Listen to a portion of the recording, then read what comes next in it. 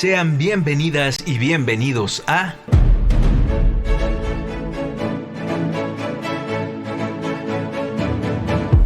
Resonancias íntimas del teatro. Resonancias íntimas del teatro.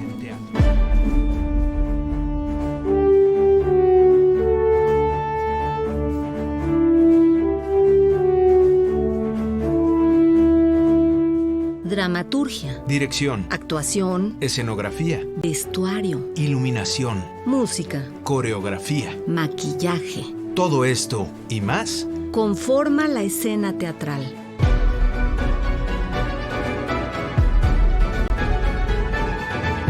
Se levanta el telón.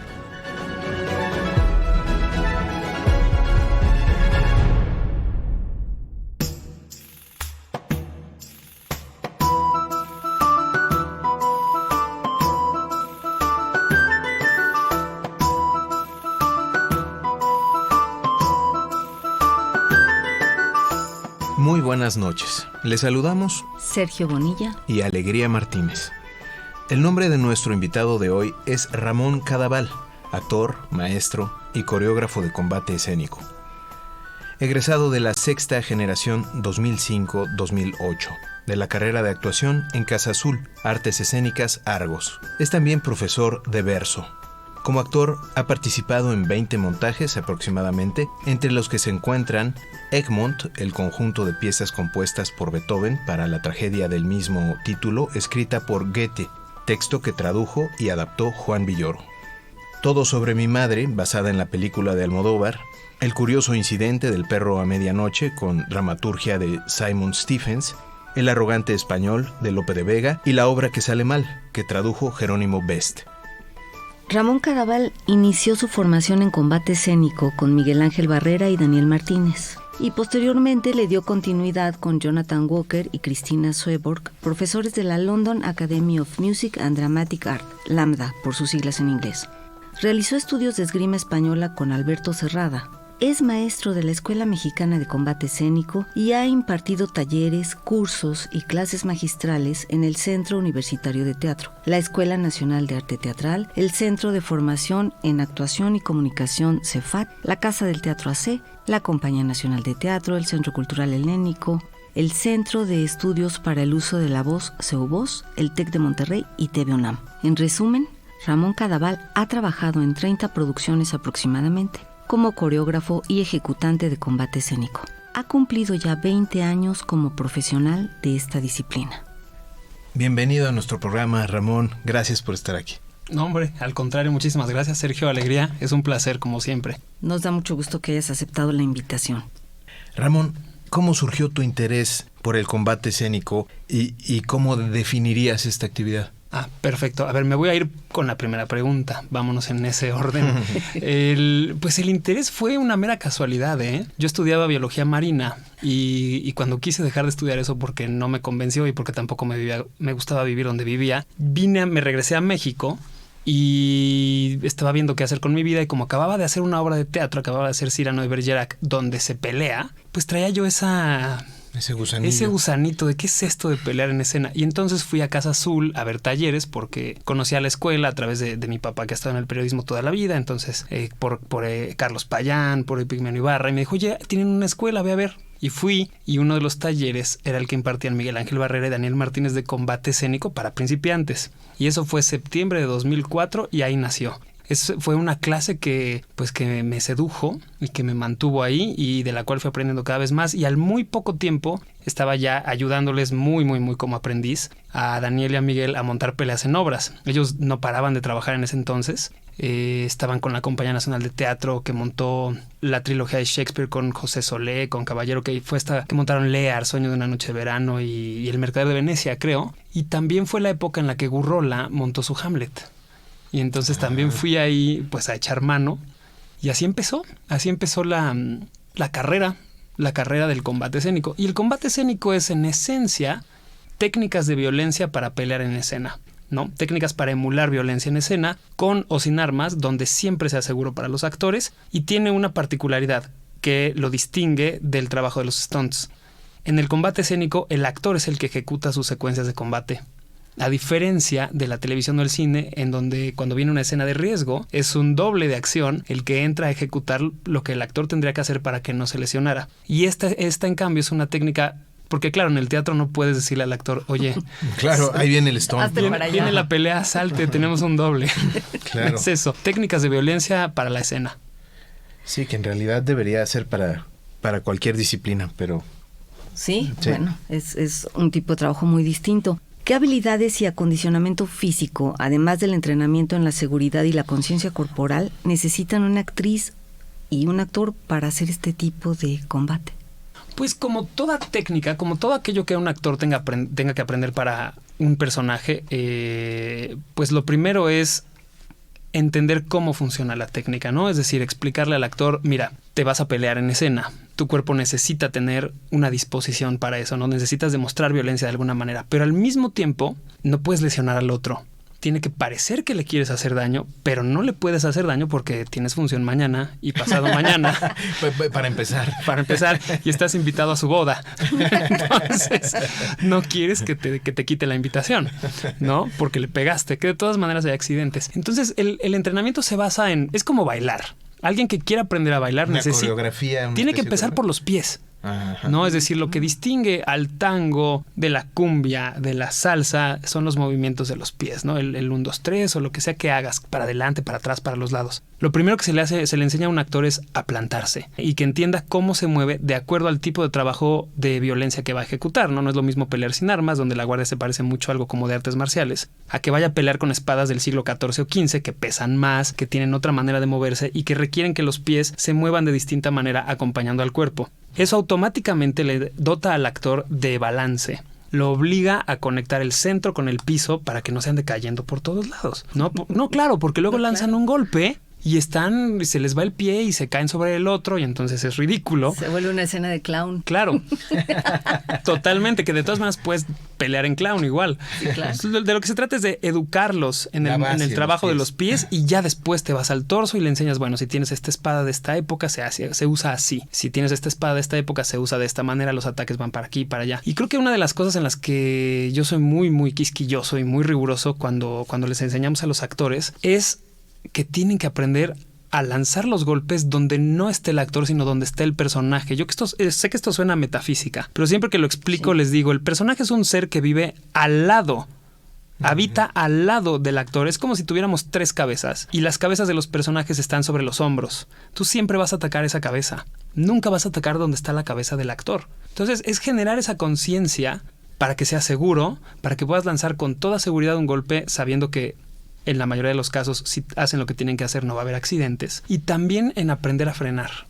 Y para eso se requiere de un trabajo intenso físicamente porque pues lagartijas, hay que fortalecer mucho los brazos para que tengan la capacidad de lanzarse con fuerza y de pronto, intempestivamente, frenar y que no te lastimes, ¿no? Claro. Que un exabrupto muscular no te vaya a generar una contractura. Como mucha conciencia, ¿no? Muchísima conciencia. Y sobre todo eso, no se está atacando al actor. Se está atacando al personaje. Están casi en el mismo lugar. Lo que pasa es que si atacas al actor, vas a lastimar al actor. Si atacas al personaje, lo peor que puede pasar es que le pegues al aire. Claro, es un poco pues lo que se hace actoralmente en el texto, pero aquí físicamente, ¿no? Ah, claro, porque además son coreografías. Es decir, hay que entender el combate como un texto. Hay preguntas y respuestas. La pregunta es un golpe, la respuesta es esquivarlo, recibirlo, y viene después otra pregunta que es otro golpe. Y sucede lo mismo. Y las coreografías de combate son siempre una dramaturgia de violencia. Es decir, no se puede uno salir de ahí porque el momento en el que unos actores se salen de una coreografía y empiezan a improvisar es arriesgadísimo. No puede haber un accidente. No, puede haber un accidente grave, además, porque sí está jugándose el cuerpo. A diferencia del texto, dices, bueno, se te olvida y medio le improvisas. Pero es exactamente lo mismo. Si el objetivo de actuar un texto es que suene real, que sea verosímil, el objetivo de una pelea es el mismo, que parezca que verdaderamente hay 2 personas que se quieren hacer daño. Claro, qué interesante.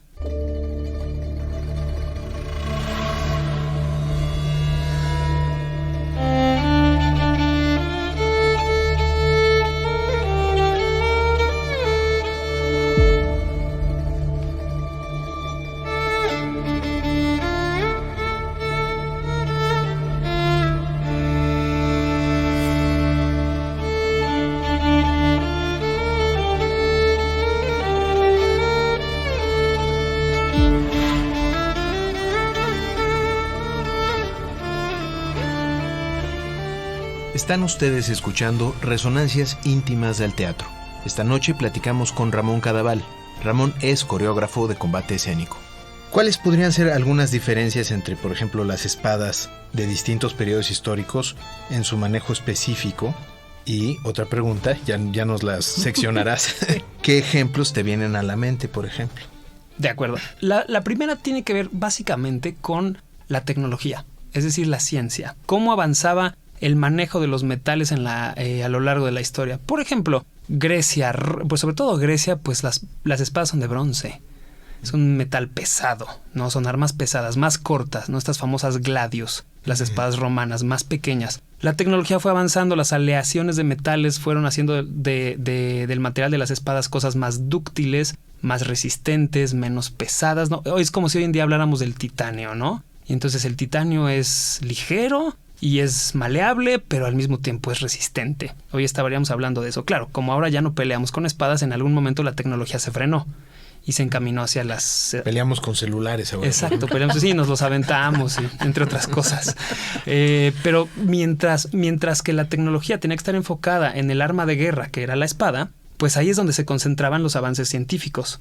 Y también tenía que ver mucho con la época y con el vestuario. Entonces, los siglos XIV y XV, que son medievales, están dotados de armas largas, pesadas, que se usan con 2 manos. Y luego hay que pensar en que viajaban, entonces empezaron a ser más cortas. Poco a poco la espada fue encontrando, al reducir su tamaño, es decir, al dejar de ser espadas de 1,30 m, 1,40 m, empezaron a reducirse. Y entonces, al reducirlas, también se adelgazaban.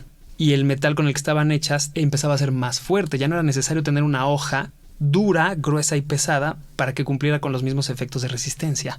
Y luego fueron cambiando también el tipo de vestuario, el tipo de vestimenta, ¿no? Ya no es lo mismo, no puedes andar en una corte francesa del siglo XVIII con tremenda espada como del rey Arturo. Ya se volvían espadas más pequeñas y también... si antes había que atacar a gente que estaba llena de armaduras, había que tener unas armas que fueran pesadas y que sobre todo estuvieran diseñadas para cortar y pegar, ¿no? Descoyuntar, ¡pum! Un golpe en donde se juntan las partes de las armaduras. Cuando ya no tienes armaduras, ya no necesitas un arma de ese tipo, ya nada más necesitas picar y hacer uno que otro corte. Y cuando esa ropa se sofistica en el siglo XVIII, ya no necesitas tanto más que una espada medianamente larga que baste con picar. Eso. Y los ejemplos son en esencia esos, ¿no? Los famosos, los mandobles del siglo XIV, que son y bastardas, mandobles y bastardas, que son espadas de 2 manos o de mano y media, pesadas, largas, las típicas que vemos en las películas del rey Arturo y de toda esa época, Camelot, Excalibur, todo este mundo, ¿no? Medieval. Luego avanzas un poquito en la historia hacia el siglo XVII, que es principalmente un siglo donde España domina y España peleaba, los soldados españoles peleaban con una combinación de espada y daga, una espada que se llamaba ropera, que ya era otra cosa.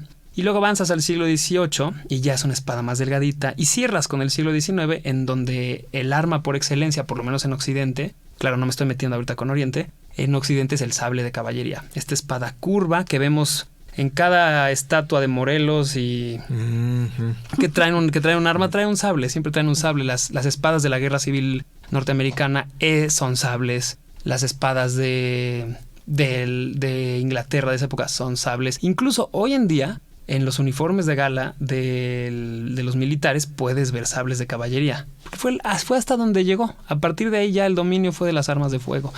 Y el arte de pelear con la espada se convirtió en el arte deportivo de pelear con la espada, que es la esgrima olímpica como la conocemos. ¿Dónde es que tú haces la investigación para saber de este tipo de armas, de cuánto pesan, cómo se manejan, pero además, no sé, dependiendo de la producción, pero estos materiales que tienen un peso específico y que a veces por cuestiones de bajar costos y de determinadas decisiones son de otro material y tú tienes que trabajar con un peso determinado? ¿Cómo le haces para poder reunir todas esas condiciones de manera que se cumpla ese objetivo que tú mencionaste hace rato de que tienen que parecer reales? Uh-huh. Yo diría que la primera... el primer estímulo para investigar es el primer alumno que te pregunta y que le pones cara de déjame averiguar, ¿no? Ahora te digo. Pero afortunadamente los maestros con los que yo estudié, con Miguel y con Daniel, eran alumnos de otros maestros de Inglaterra, que son Jonathan y Cristina. Jonathan es hijo de un hombre que era el director de una armería en Leeds, en Inglaterra. Es decir, un hombre estudioso de la historia de las espadas de toda su vida, ¿no? Pues si curaba las exposiciones de espadas en el Museo de Leeds, pues sabía mucho de esas armas. Jonathan, su hijo, creció sabiendo... y lo que hicieron fue una traducción de los manuales de pelea que existen, que es algo que no mucha gente sabe. Hay unos manuales que en sus épocas pues eran el tutorial de la época, ¿no?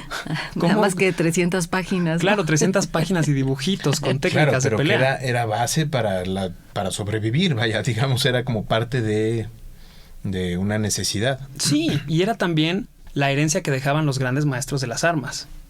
No, es cómo se peleaba, no siempre revelaban su más grande técnica porque eso era el secreto del maestro, había que ser selectivo, pero sí publicaban manuales de esa pelea así y así. Este hombre, John Waller, que es el papá de uno de mis maestros, investigó estos manuales, se dio cuenta de cómo se peleaba, lo llevó al cuerpo y luego dijo, ¿cómo lo puedo hacer seguro para que un actor pueda representarlo y que parezca una pelea de la época? Y eso es lo que heredó Jonathan, y Jonathan se lo heredó a Daniel y a Miguel, y yo lo aprendí directamente de Daniel y Miguel, y luego vino Jonathan con su colega Cristina a enseñarnos todo esto. Y ellos son los que, además de una educación física, por llamarla de una manera, es decir, se pelea de esta forma, también nos estaban diciendo, estos son los libros. Y poco a poco uno también empieza como curioso, ¿no? Como buen chismoso, ¿no? Como actor que es un chismoso profesional. Pues dices, a ver, ¿dónde? Y empiezas a rascarle y a ver los libros. Y resulta que hay muchísima bibliografía sobre esto. Y entonces hay libros que te dicen la historia de la espada, ¿no? Como de estos, como para casi para niños. Y en el que vas viendo, entonces te van poniendo monografías de estas espadas son de tal época, estaban hechas de este material, medían esto, pesan más o menos esto. Porque, insisto, vuelvo al punto germinal. El alumno que te pregunta, hay mucha idea de que esas armas son pesadísimas. Por ejemplo, las medievales, ¿no? Todo el mundo cree que pesan mucho o que no se pueden sujetar de la hoja para atacar, lo cual es una mentira. Pueden sujetar perfectamente y atacar con el pomo, con la empuñadura, con la cruz. Se podían tomar así, incluso había llaves, era una especie de judo con espada. Esas cosas existen. No mucha gente lo sabe. Y luego creen que las espadas son pesadas y les dices, no, en realidad pesaban 1 kilo.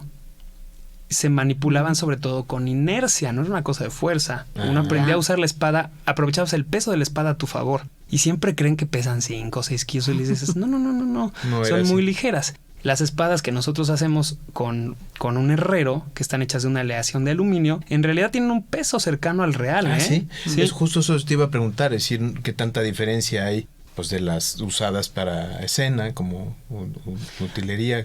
Hay poca diferencia. Lo que pasa con las espadas en escena es que pues tienen que ser económicas. No puedes gastarte todo lo que tú 10,000 pesos en hacer una espada para la escena porque te van a decir, oye, con eso le vas a pagar a... Decide, ¿no? Exacto. Decide espada o actor, ¿no? Están diseñadas las espadas de la escena para que sean resistentes y no muy pesadas.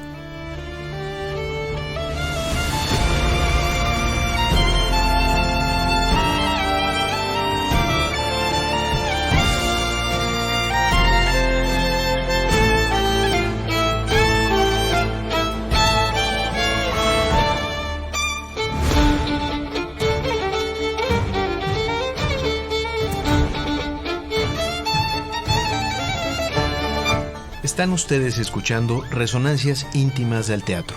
Esta noche platicamos con Ramón Cadaval. Ramón es coreógrafo de combate escénico.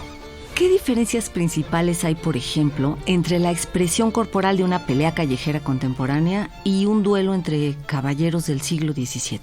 Pues creo que la primera aproximación a responder tu pregunta tiene que ver justamente con las palabras que usas, calle y caballeros. Los caballeros tienen un código y en la calle el código es el que se mantenga de pie.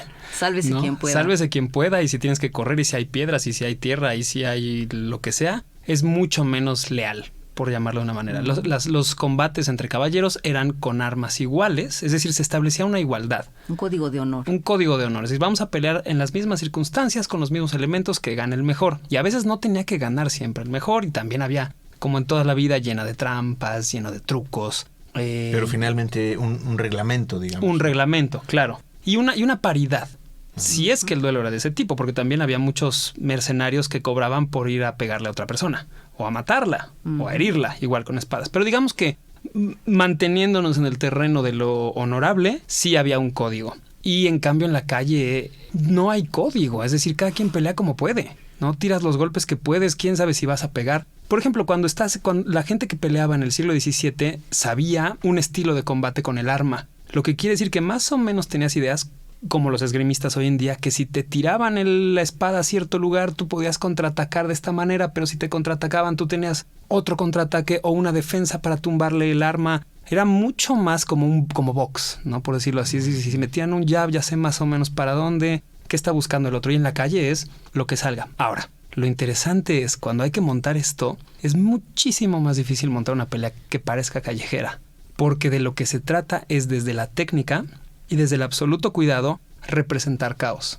Uh-huh. Y eso es bien complicado. Tienen que estar entrenadísimos los actores. Claro, te refieres como a representar la incertidumbre, ¿no? De que no sabes. Y la suciedad. Y la suciedad. Y la suciedad en todo sentido. En todo sentido. Agarrones de vestuario. Bueno, claro. Obviamente cuando traes el vestuario, la camisa, desgarros. Y que se vean torpes y descontrolados los golpes. Y al mismo tiempo tiene que estar muy preciso. Muy preciso. Entonces se requiere de muchísima técnica para montar una pelea. Esa debe ser de lo más difícil. Con espadas, principiantes lo pueden hacer bien. Pero una pelea que emule lo que pasa en la realidad es bien difícil. Uh-huh. Los dos tienen que estar muy conscientes de lo que están haciendo. Mientras más conscientes estén de lo que están haciendo, más caótica va a poderse ver la pelea. Y más paradójicamente. Real. Claro. ¿Qué elementos principales, Ramón, podrían conformar el método Cadaval de combate escénico? Bien, el primero no es broma, ¿eh? Sarcasmo. No es real. El sarcasmo. Ah. Totalmente.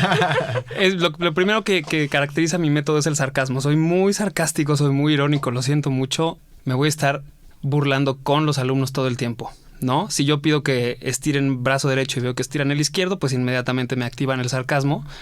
y es lo primero que hago. Pero lo hago también para que se diviertan, para que se vayan relajando, que vean que no todo está mal, que lo abordas desde ahí. Y pasado el sarcasmo, una vez que ya nos ponemos a trabajar, yo hago énfasis en la técnica. Para mí lo más importante es que la técnica esté bien diseñada y por lo tanto, a partir de las cosas que aprendí con mis maestros, he estado yo desarrollando mis propias didácticas en las cuales ponga muchísima atención en que todo esté técnicamente bien hecho antes de ponerle velocidad, antes de ponerle intención, antes de ponerle la escena encima. O sea, antes de eso, para mí lo más importante es que la técnica dote al actor de la seguridad para pelear en escena. La seguridad quiere decir tanto de atacar al otro y saber que no lo va a dañar, como que el otro se va a defender como tiene que hacerlo. Porque las armas no dejan de ser un elemento que da miedo. O sea, hay mucha gente que toma un cuchillo, que toma una espada y siente miedo. Porque tradicionalmente hemos visto que dañan y que hieren.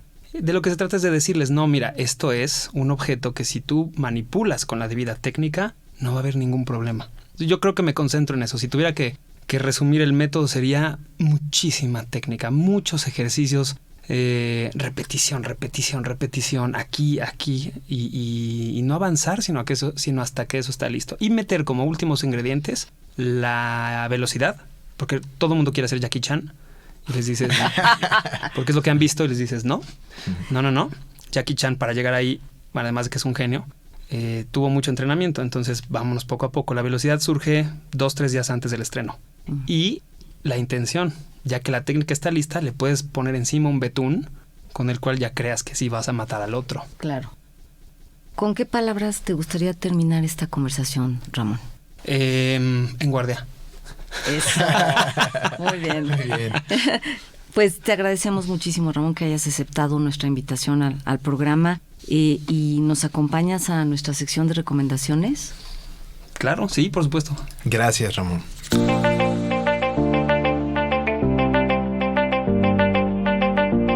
Esta semana recomendamos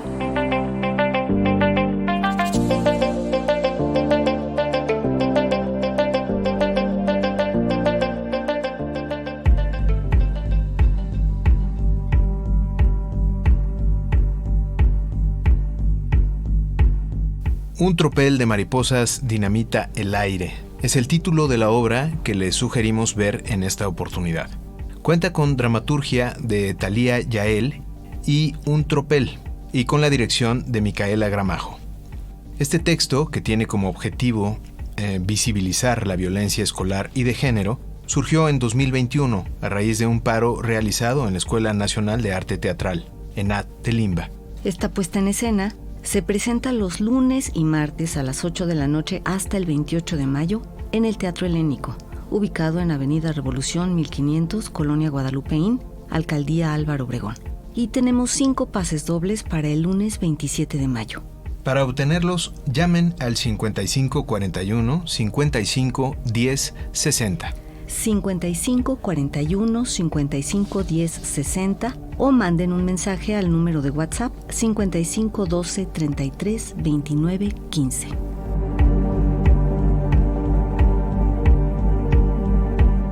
Aprovechamos también para saludar a las personas que nos escuchan por UACJ Radio Universidad Autónoma de Ciudad Juárez en Chihuahua y por el Instituto Latinoamericano de la Comunicación Educativa en Ciudad de México. Así como a XHITC Radio Tecnológico de Celaya en Guanajuato y a Iguala Radio, XHDOM La Picosita en Guerrero.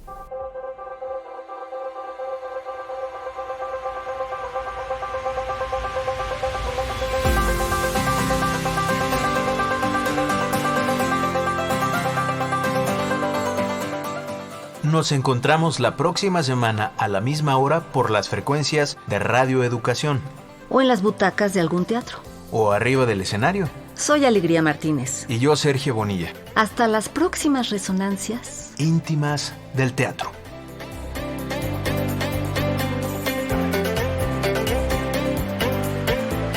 Participamos en el equipo de producción. Servicio Social, Gala García, Brandon Vela y Adriana Cornejo. Ingenieros Luis Luna y Alejandro Ramírez. Alma Lilia Martínez en la asistencia y musicalización. Conducción y guión de Alegría Martínez. Conducción y reportaje de Sergio Bonilla. Con una producción y coordinación general de Laura Elena Padrón para Radio Educación.